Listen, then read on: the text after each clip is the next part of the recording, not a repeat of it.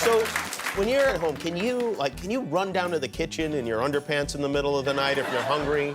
I mean, I could. I don't. You don't? No. Under the bright, unyielding studio lights and the unwavering attention of millions watching across the globe, a debate unfolded that would measure far more than policy knowledge, would scrutinize character, credibility, and the weight of history itself, transforming the stage into a crucible of judgment and reflection. Barack Obama entered first, each step deliberate, carrying the calm authority and seasoned poise of a leader accustomed to crises and public scrutiny, while Ivanka Trump followed, polished and composed, her expression carefully cultivated to project assurance. Concealing the subtle tension that flickered behind her eyes, the cameras moved in deliberate, predator-like sweeps, capturing every every twitch of muscle, every imperceptible tremor that hinted at internal calculation, while the audience held its collective breath, sensing that this was not an ordinary debate, but a collision of legacy, preparation, and accountability. Ivanka opened forcefully, claiming that middle-class prosperity had surged under her father's administration, insisting that transformative change required a figure unbound by the political establishment, and presenting Donald Trump as the singular agent capable of making America great again.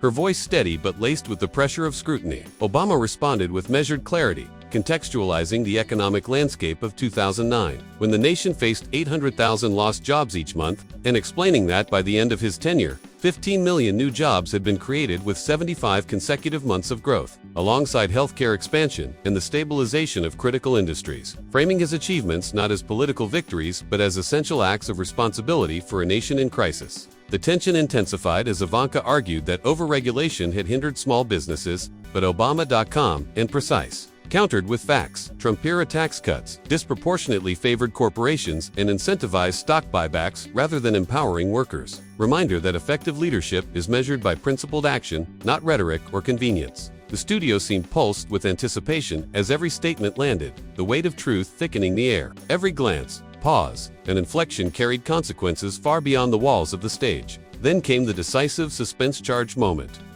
Real change, the kind we have not seen in decades, is only going to come from outside the system. And it's only going to come from a man who has spent his entire life doing what others said could not be done. And Donald Trump is the person to make America great again.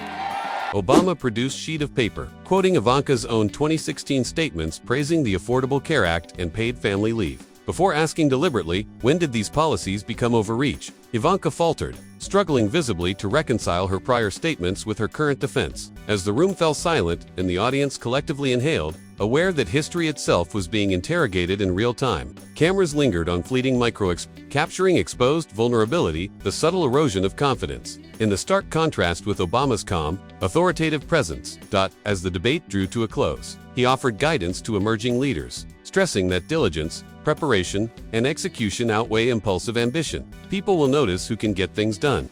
In interviews after the broadcast, Obama emphasized that the engagement was never about winning points or media spectacle, but about preserving the accuracy of the public record, demonstrating that the stakes of leadership extend beyond reputation to the electorate's ability to make informed decisions, and showcasing the potency of fact-based, measured discourse amidst political theater. The fallout was immediate. Ivanka's political momentum slowed. Media coverage shifted to highlight her lifestyle branding, curated family imagery, and fashion-focused appearances over substantive policy engagement, while insiders hinted at personal strain and a growing distance from her father's political sphere. Social media reflected this shift, with younger audiences questioning her political credibility even as lifestyle followers remained engaged, illuminating the precarious balance between personal image and political influence under the intense lens of public scrutiny.